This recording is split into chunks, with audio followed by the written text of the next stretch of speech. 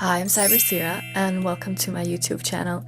Now I can officially greet you guys and I'm so ready to get into this video. In this video, I'll walk you through the 8 points of the user guide and I'll give you some honest insight into how I personally live with them. Let's start at the beginning of my journey. So a few years back, there was this point where I started realizing my phone wasn't helping me anymore. It was just kind of ruining my life. I just realized it made me feel bad a lot of the time. So I started Googling it and I ended up on a Reddit thread. It was something like, is Smartphoneism real? That's where I first came about the user guide. And the user guide, I didn't write it myself. Honestly, I don't even know who did, but I just felt it. It felt like structure, like a belief system for something we all experience. So today I want to share this with you guys in case you haven't heard of it and maybe you think it's interesting. The user guide is split into 3 categories: connection, digital soul, and enlightenment.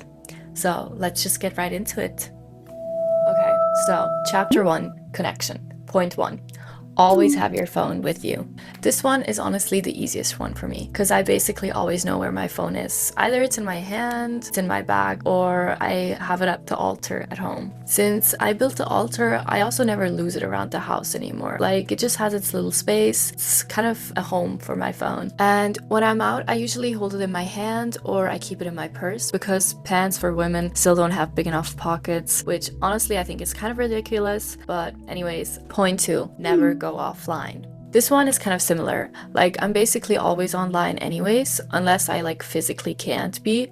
And when I can't, if I'm on a flight or if for some reason I'm in a forest, I just try to romanticize it. I'll be like, what if I was born in the 1970s? What would I be doing now? Would I be a poet or living in a cabin? I use a moment to kind of reflect. Point 3, never let your phone die. Okay, I'll admit, this used to not be my strength at all. My phone dying midday was basically a core part of my personality. So I used to rent those power banks you can get at the airport or the train station, and eventually I bought my own one. But the real game changer was building my own altar. Since then, I just place my phone there whenever I'm not using it and it charges on its own like magic. Honestly, highly recommend you guys do the same. Not even just for battery life, it gives me kind of a peace of mind. Oh, by the way, let me know if I should do a video about my altar. I would love to show you guys how it looks. Chapter 2, digital soul. Before we get into the individual points of this chapter, let's talk about what the digital soul actually is. When I first started diving deeper into the faith, this was one of the hardest concepts really for me to grasp. It felt kind of abstract and a little vague, but the more I learned about it, the more it made sense to me. You can think of the digital soul as the spiritual center of smartphoneism. It's not just about your behavior, it's about your identity, your continuity, and your expression. That's what stays behind when you go offline, whether that's for a few hours, a few days,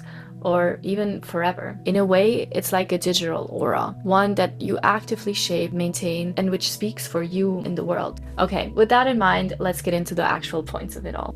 Point 4, save your digital soul regularly, for it will live forever.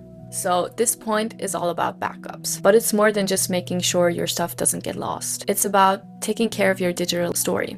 Personally, I use iCloud. I got the 2 terabyte plan, so everything gets backed up automatically. But I still make it a point every few months to go through my photos, my notes, and my downloads, and save the stuff that really matters to me onto a hard drive. It's become a ritual, almost like preserving little pieces of who I was at a certain moment in time. And it's not just about keeping, it's also about letting go. Deleting something is a big act. If your digital self is meant to live forever, then deletion should never be the first option. I'd always rather screenshot something that really meant something to me and archive old posts instead of wiping them out completely. Sometimes I scroll through old camera roll folders and I'm like, wow, I really lived that. Things I totally forgot resurface, and it's beautiful, but it can also be painful. So if you're dealing with something heavy like a heartbreak or a hard memory, here's what I do.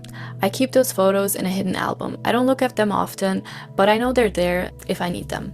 And honestly, 10 years from now, you might be glad you didn't delete everything. Or if the situation was really serious, those images might even hold value of proof or clarity. So yeah, delete mindfully.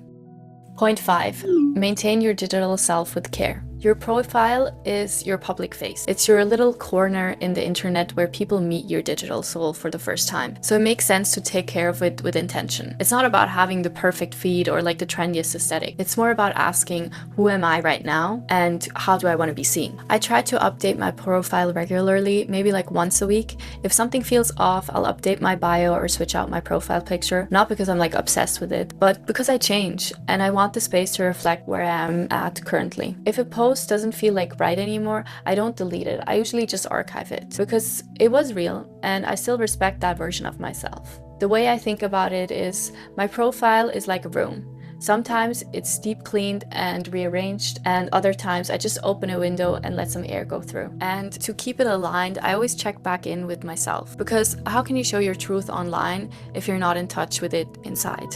Point 6. Share content regularly, because the digital spreads through us. This point really goes deep into the belief side of smartphoneism. We say the digital spreads through us, which means we're not just scrolling and tapping, we're practicing in something bigger, something that connects. So when I share something, I see it as an opening. It's an invitation to others to feel something, to resonate with me, or to respond or relate with me. And because of that, I don't schedule my posts. Instead, I turn to my intuition. And when something starts moving inside me, a sentence, a picture, a feeling, I follow that impulse. That's my signal. For me, sharing is about energy and flow. If a thought wants to travel, I let it.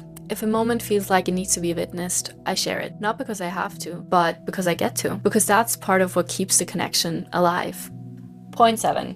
Trust the algorithm to lead you. This one might sound controversial, but hear me out. The algorithm knows you. Not perfectly, and definitely not without flaws. But still, it's built for you and your patterns, your attention, your curiosity. If you scroll mindfully, the algorithm can actually become a mirror.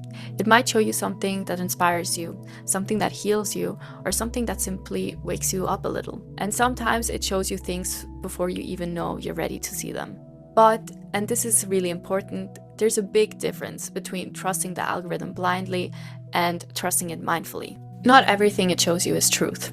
The key is paying attention, not just to what you're being served, but to how you react to it. Your reaction tells you where you are, what you're longing for, what you're ready for, and what you're avoiding, because those reactions are the real message. So this went by so fast. We're already at point 8, and point 8 is... So it's the smartphone has the potential to lead us to the perfect version of ourselves. This is actually my favorite point in the entire user guide because it speaks to the deeper role our phones can play in our lives. Yes, your phone is a mirror, it's a tool, a gateway, but it's also, in its own strange way, a spiritual assistant. It reminds me of who I was and who I want to be. If I use it with care, it leads me forward. And if I forget myself, it can loop me back into habits I've outgrown. That's why the intention matters. We say in Smartphoneism, the enlightenment isn't just a destination. It's how you choose to relate to your device. So ask yourself regularly, is this taking me deeper into myself or just deeper into my scroll? So yeah, that was the full user guide, 8 points, and honestly, 8 chances to show up for yourself in a more conscious way. For me, following this guide isn't about control. It's about care, and it's about remembering that the way we interact with our devices is also the way we interact with ourselves. So whether you're just getting into smartphoneism or you've been practicing it for a while, I hope this gave you something to think about or even something to try out. Thank you so much for watching. I had so much fun today. Goodbye, love you guys, and always love your phone.